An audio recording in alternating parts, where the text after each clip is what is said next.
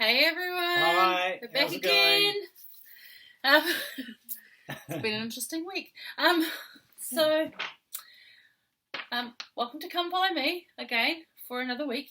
We're not sure where this is going to go. We're going to do this week, and we're happy for feedback. But depending on what our dear government does to lockdown, whether we go to level 2 or not, I'm not quite sure where we're going to end up or what this is going to become. We might not have a need for quite as big a lesson, but we will decide that as per revelation that we seek from the Lord. But please, feedback is most welcome.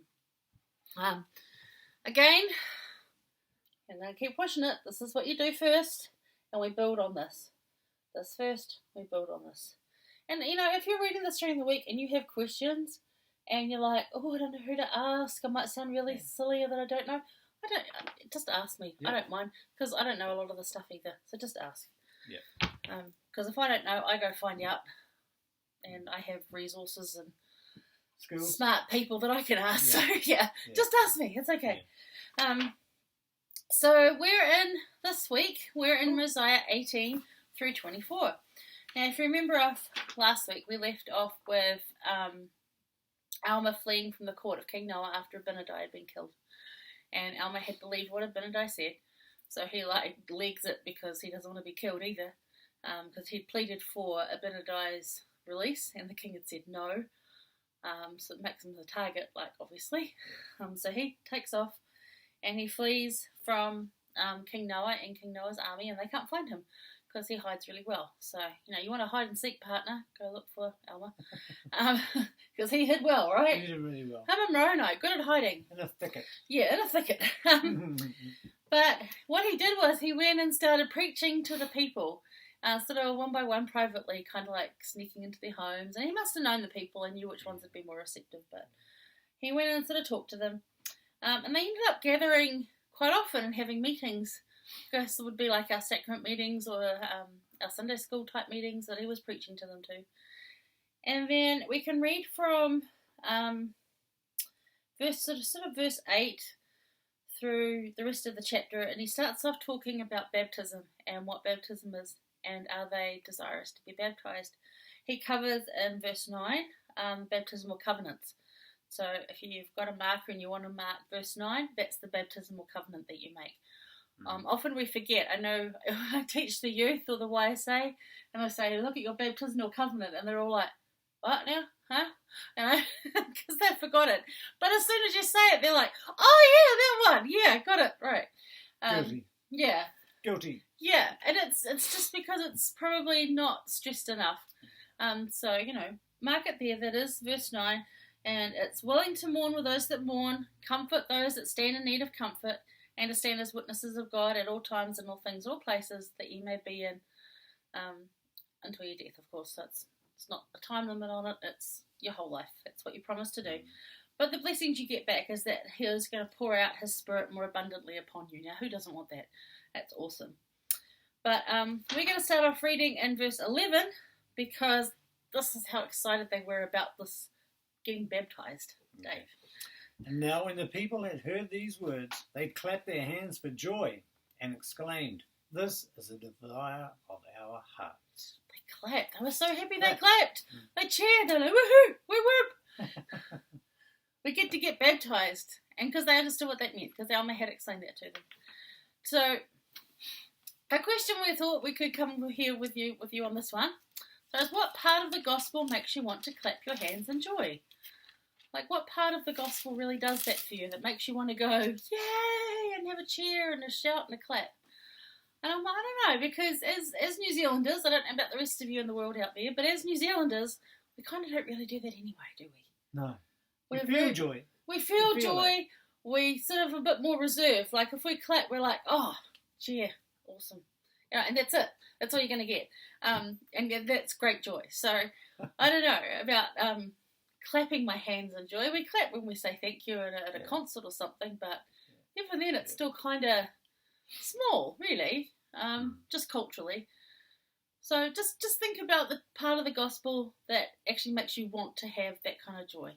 So, I don't know, I think just We weren't so sure we were going to talk about what we did this morning, but we did go on a food drive. And I think the part of the gospel that gave me the greatest joy today, and I think for a lot of people that went to the food drive and to drop stuff off, even though we still had to keep our 2 metre distance, and we did that, it was about seeing people that we knew from church. It was about that brotherhood and that sisterhood that we have with the members of the church. To be able to see the generosity, to know that, because we've been feeling sort of kind of alone here in our bubble, even though we get to talk to them on, through media, social media, and we've extended our bubble to next door and as well. It's still, just to have a conversation face to face with someone else was really nice, an uplifting, good conversation. And we were out at Morrinsville with young Caleb, and what a wonderful young man. So it was a really good couple of hours. We sort of stood there, and President Patton was there for a little bit. Went out to get more food, and then we were able to go drop it off. So that brought me joy today. That kind of made me want to, not that I clapped my hands, but it brought me that kind of joy to see the generosity and just the comradeship between everybody. It was just like, this is awesome. Really nice. And the good that will do. So that's part of the gospel, is being together, being as one, having the same mindset, having that same uplifting and generous spirit, and it's awesome to be like that. So Sister Jean B. Bingham in Conference 2017, October Conference 2017, said, "Lasting joy is found in focusing on our Saviour, Jesus Christ, and living the gospel as demonstrated and taught by Him. The more we learn about it, have faith in and emulate Jesus Christ, the more we come to understand that He is the source of all healing, peace, and eternal progress. And that gives us joy. That's lasting joy. But it has been brought up, by some people, why don't we clap in our sacrament meetings, or, when someone sings, because they sing so beautifully. We have some amazing voices here, and they sing, and I'm just like, oh, so awesome. But there's no clapping, and new converts or visitors sort of like, why don't you clap? That was really good. So Dave's going to tell us a bit about that now. Okay. As to why we don't clap in sacrament meetings, the temple, or other meetings like that, our degree of respect, love, and honour for the Lord is directly reflected in our reverence, as shown by our attitudes, as well as by our decorum. President Boyd K. Packer highlighted this truth when he stated in General Conference of October 1991, "Irreverence suits the purposes of the adversary by obstructing the delicate channels of revelation in both mind and spirit." Yeah. So we don't clap in sacrament or similar meetings like even Relief Society, especially not the temple, because we're trying to maintain that reverence and that decorum, because it brings in that spirit of revelation. And what was the other word he used? The channels of revelation, both mind and spirit. And so we're really trying to do that. So we have the joy about that person singing or how awesome whatever it was they did. But it's more of a beaming smile of love than it is an outward clap. Yeah. But these people were so excited they got to be baptized that they clapped. I mean, isn't that cool? I think that's really awesome. And we don't go shouting hallelujah. No, we don't. Lord. But some do, some don't. If that's what you do at your church, that's fine. That's cool. That's we just fine. don't do it at ours. Yeah. We do it when we have an activity where there's performances, then we clap. Yeah. That's different. But yeah, if you're ever visiting our church and you're not a member and you're wondering why we don't clap, that's why. Okay. We're going to move through. So anyway, So the people of Alma, they became Hello Alma. They were getting chased, so they had to leave. They had to up sticks and leave because King Noah was after them. So they left. And it says in verse 35, at the end of 18, there are a number, about 450 souls. So that's a decent amount of people. That's a lot of people to move. I mean, that would be children. They took flocks as well and supplies. So that's quite a journey of leaving. But they were able to do so safely because the Lord allowed that, which is really grateful for that. Yeah. So we enter into chapter 19, where my awesome man Gideon comes in, and Gideon is like the head of King Noah's army. He's like a chief in the army, and he does not like King Noah. I think Now, this is just my opinion, but I think that Gideon also believed Abinadi, or at least knew that Alma was a good person. We get later where Alma and Abinadi, you can see that they have a good friendship, a good relationship. So Gideon does not like King Noah. So he swears an oath that he's going to kill him, draws a sword and chases him. And what does King Noah do? He runs up the tower. Runs up the tower and proclaims, "The Lamanites are coming!" Oh no, the Lamanites are coming. And then a bunch of them, he grabs them and takes them off. But we're going to read about Gideon in verse 4. So chapter 19, verse 4. And now there was a man among them whose name was Gideon, and he being a strong man and an enemy to the king. Therefore he drew his sword and swore in his wrath that he would slay the king. Mm-hmm. He did not like him.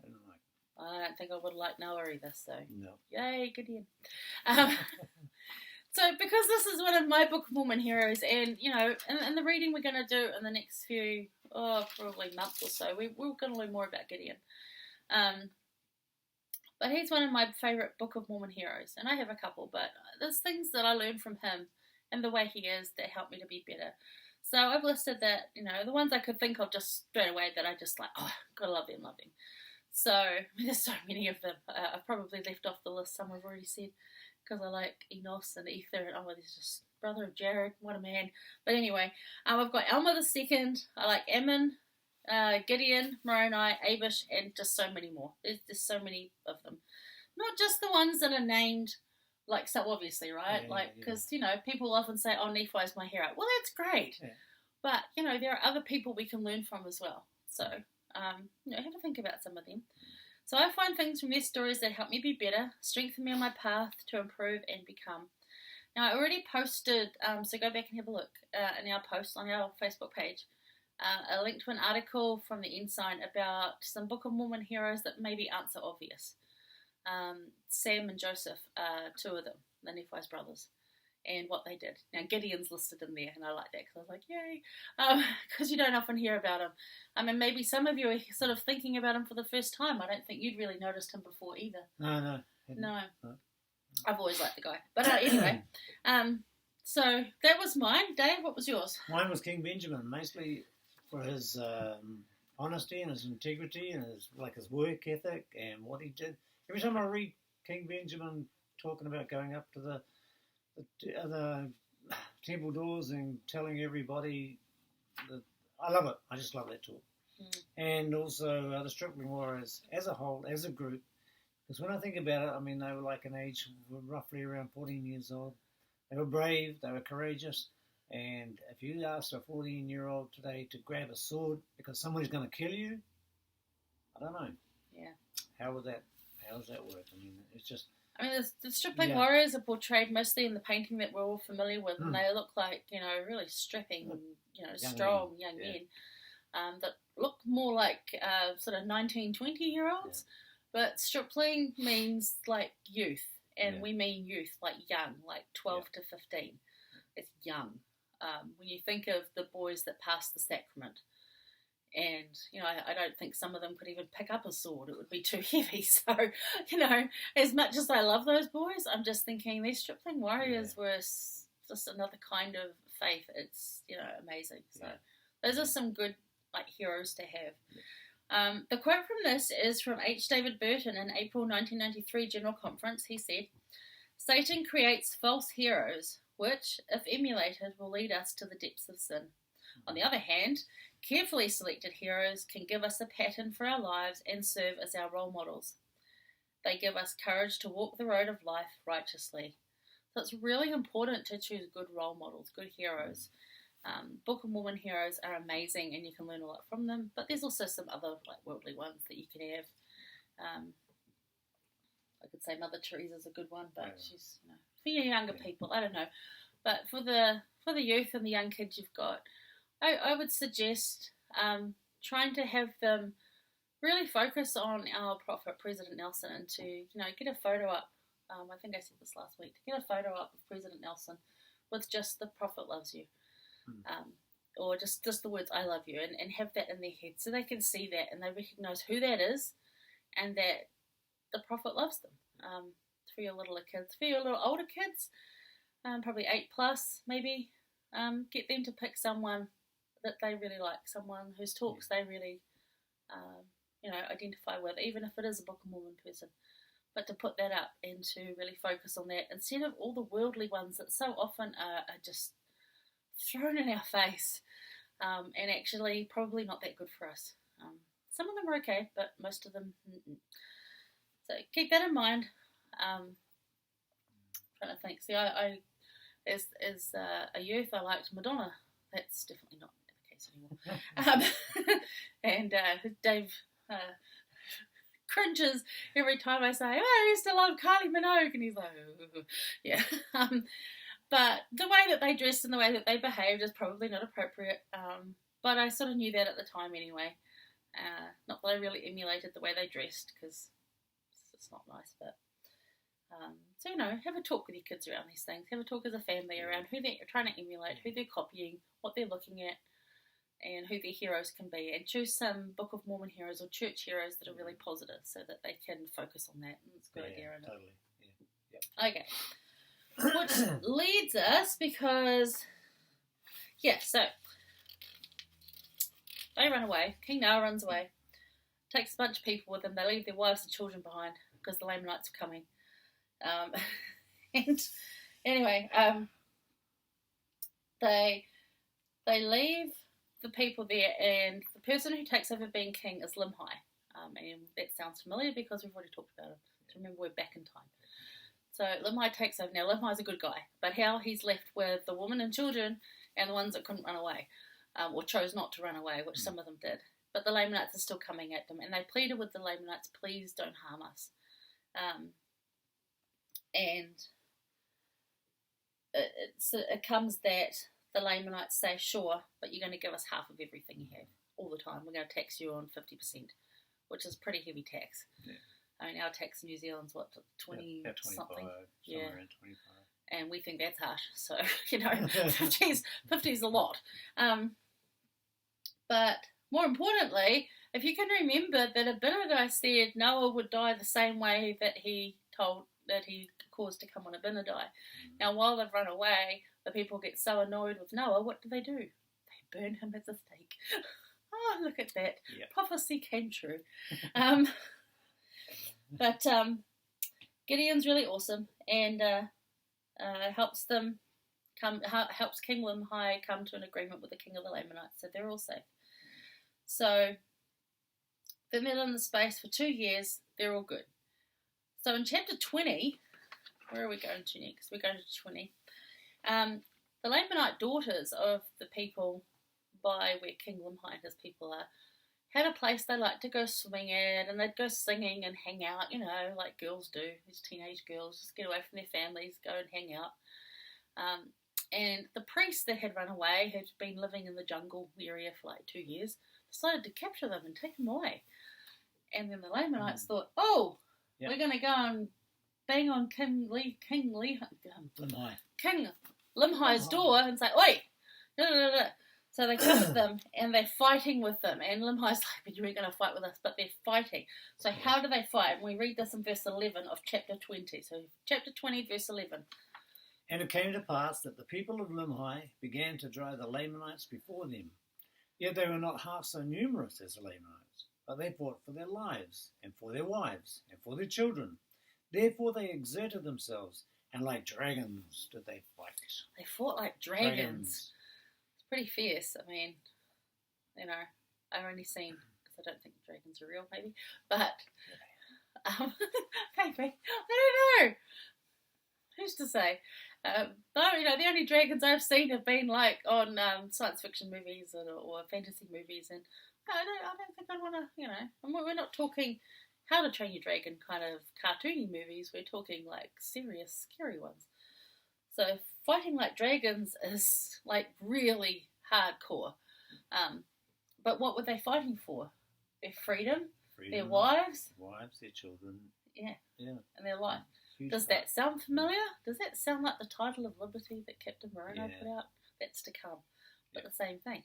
So the question is, what in life is worth fighting for? What's worth fighting for in your life? Think about that. Don't have to give us an answer. Just think about it. Like, would you fight for your freedom? I would. Right now, I'd fight for a computer that doesn't keep trying to log me out. But, what are you going to fight for in your life? President Gordon B. Hinckley in conference of April 1983 said, "There are Goliaths all around you, hulking giants with evil intent to destroy you. These are not 9-foot tall men, but they challenge and weaken and destroy you. It is almost impossible to entirely avoid exposure, but you need not fear. You have been counselled and taught and advised. You have virtue and honour and integrity to use against these enemies who would like to conquer you. You can triumph over them by disciplining yourself to avoid them. You can say to the whole lot of them, as David said to Goliath, 'Thou comest to me with a sword and with a spear and with a shield, but I come to thee in the name of the Lord of hosts, the God of the armies of Israel, whom thou hast defied. Victory will be yours. You have his power within you to sustain you. You have the right to ministering angels about you to protect you. Do not let Goliath frighten you. Stand your ground and hold your place, and you will be triumphant. As the years pass, you will look back with satisfaction upon the battles you have won in your individual lives.'" So true, right? Yeah. And we often forget about that we've already won a whole lot of battles to get where we are now. And we're still thinking, that journey up the mountain looks so hard. But just take 5 seconds, 5 minutes even, to just stop and look back at from where you've come from. Just, wow. Yeah. And give yourself some credit on where you've come from. It's a long way because, it's hard. Life is hard. So give yourself some credit for looking at that. You've been fighting like a dragon. So they get to some peace. They capture the king of the Lamanites. And Gideon, again, my hero, steps in and says, "I don't think it was these people that took your daughters. I think it was the priests of Noah." And then the king says, because the king is captured, and the king makes a treaty back with the people. Again, the treaty's back, 50% of all they've got. So they were under pressure, and they were sorely afflicted with having to give up 50% of everything. And that, I think, I'm not sure, I can't remember what it said. I can't remember. But anyway, they have a really hard time, basically. And they're in bondage, and it's about that time that they're in bondage that Ammon turns up. So when Ammon turns up with his brethren, that's what Limhi thinks they are. And the guards think they're the priests that ran away from King Noah. That's why they get bound and thrown in prison. So if you're wondering why that happened, that's why, because they thought they were the priests, and they weren't.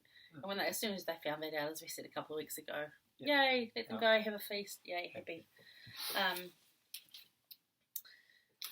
Where do we go to? We're getting to chapter 23, so we'll read through that. So they need to get out, and they were highly oppressed. And it says in verse 16, if you have a look, that they did prosper by degrees. So the Lord blessed them. He heard their cries. He was slow to hear their cries because they needed to, learn some stuff. But he did hear them. He prospered them by degrees so that they weren't so afflicted. So that somehow lots of grain, enough was grown so that they didn't have to go hungry, even though they had to give half of it up. But they weren't, their burdens weren't so hard. But they still wanted to get out of that oppression. So they have a big council, and they plan to escape, which they get to do. Gideon again stands forth and says, "I have a plan. I know a back way out." That's in chapter 22. And let us get the guards drunk. We'll give them lots of wine that we're forced to make for them. And they get the guards really drunk, and they all leave because the guards are out on their faces cold flat. Drunk cold and out. Which, I think is really funny. And they escape. And where do they head?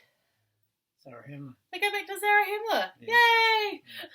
So that's really cool. So that's Limhi and his people, and they've gone back to Zarahemla. So we can end that one there. Now we're going to go back, and in verse 23, we're heading back to Alma. Now, I know this chops around a bit, so please try and stay with it. And if you can't, don't worry, keep trying, reading it over and over again, and it will eventually sort of sink into your mind. took me, as I said, I think last week, a good 10 times at least. So the people want Alma to be the king in chapter 23, and he says no, because kings can be really wicked. Remember Noah? Not a good idea. But I will be your high priest. I will be your teacher and leader, but not a king.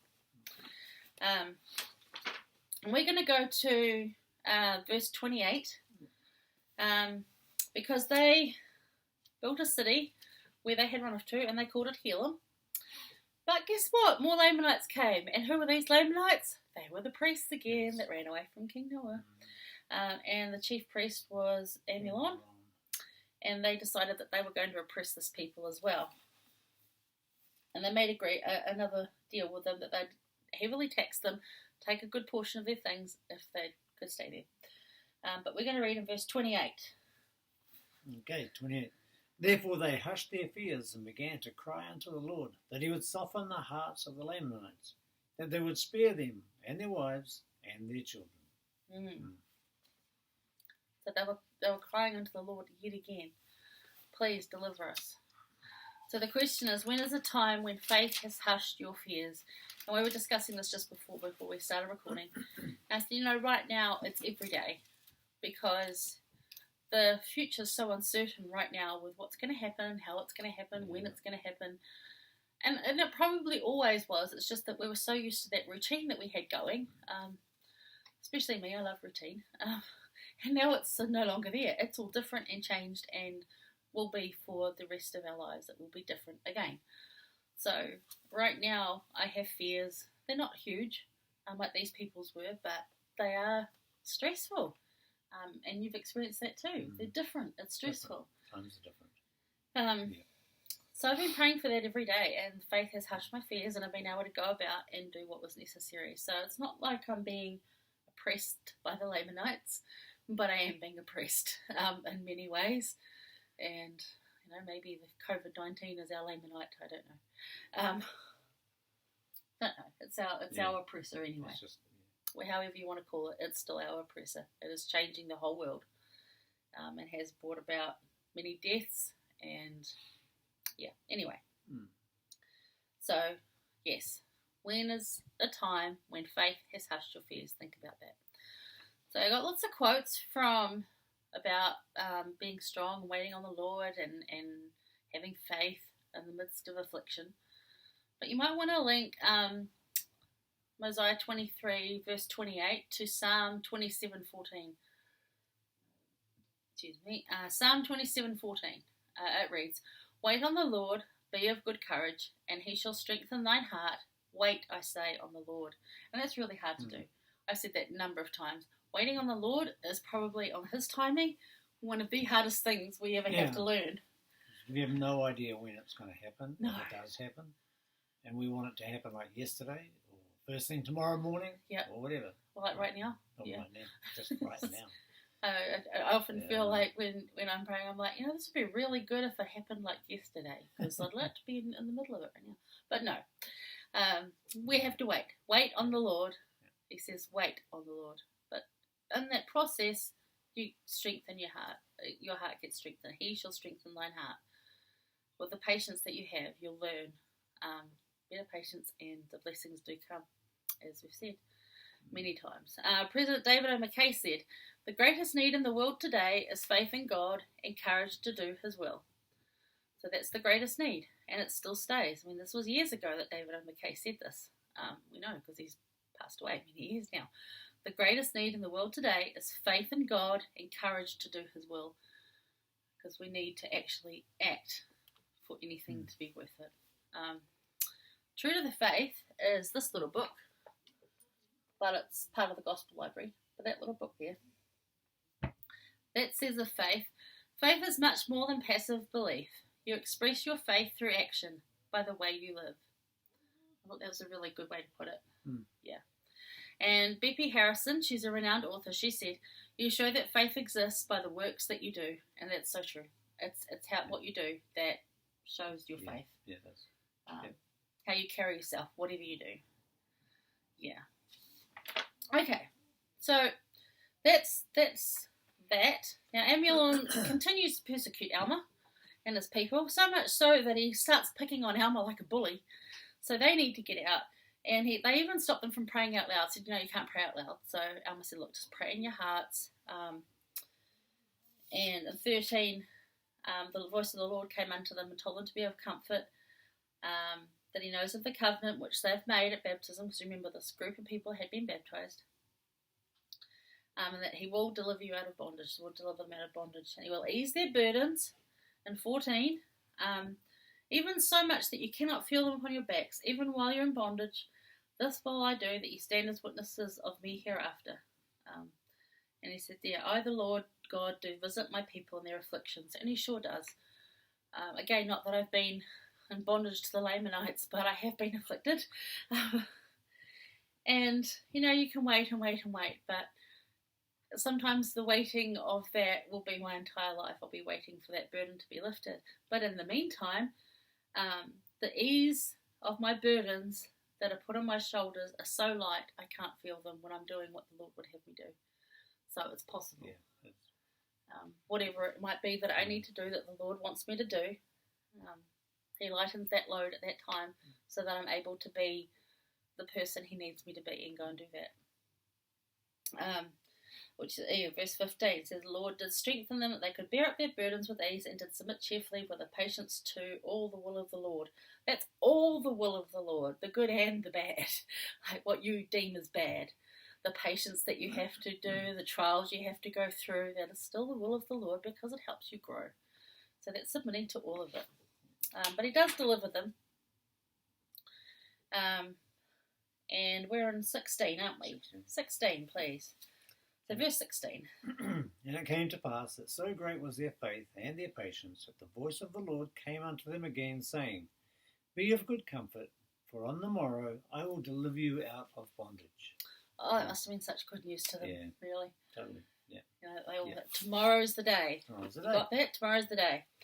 And so they gathered everything together, and the Lord caused a deep sleep to come on the Lamanites, and they were able to escape and just walk out of there with everything. Yeah. Isn't that awesome? Like, they didn't have to even get these guards drunk, because the Lord just caused them to go to sleep. This is the faith of the people. Yep. I think that's really amazing. So, in discussing this, we came up with, what blessings are you waiting on right now? Because some of us are waiting on blessings that we could be waiting on, as I said, for a very long time. I mean, Mother's Day is on Sunday. I don't have kids. That's a blessing I'm going to get in the next life. That's not going to happen in this life. But, that's a burden that was bared up with ease, and I did submit cheerfully to the patience and the will of the Lord. It took me a while to do the cheerfully and willfully part, but I did submit unto the will of the Lord. So it will happen. So think about that too.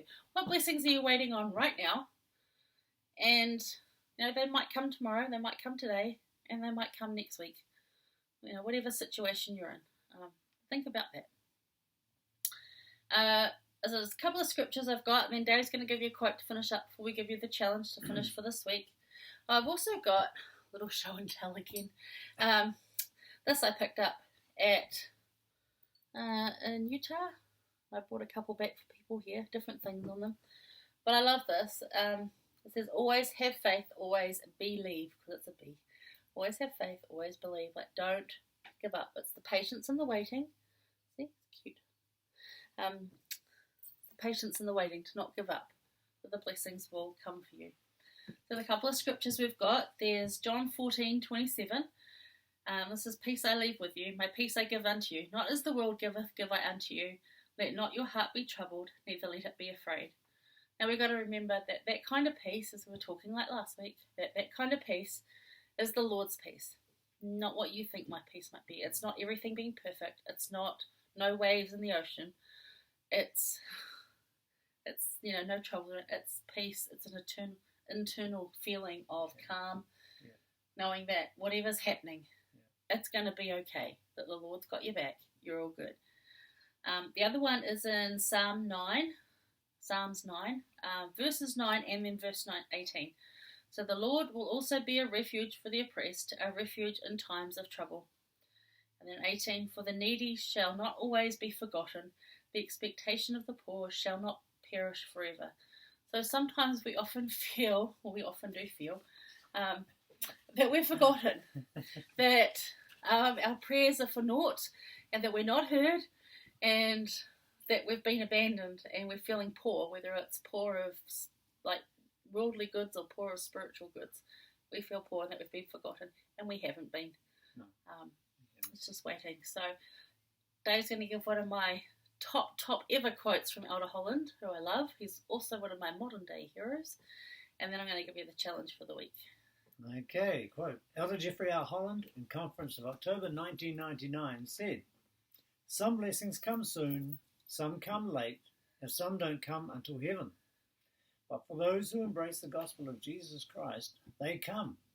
Of that, I personally attest." I love that. Yeah. Because it's so true, and you really need to remember that. Some blessings do come soon, and I've seen that. Yeah. I've seen blessings happen really fast, and I've been super grateful. And then some come a bit later, and I'm still super grateful. I'm like, yay, it finally happened! Woo, party! That's why I'm clapping my hands for joy. But we also have to remember that some are not going to come until heaven, and for some of us that's sooner than others, and for me that's been a long waiting game. But still embracing the gospel of Jesus Christ, because they come. They will happen. They will happen. Yeah. So our challenge for the week on that note is to share with your family or friends one lesson you've learned in the waiting. So in the time that you are waiting for the blessings, what have you learned? That's the middle part. We've got the beginning where it's hard, and we have the end part where it's all happy again because you've got the blessing. But there's a big gap often in the middle. What have you learned?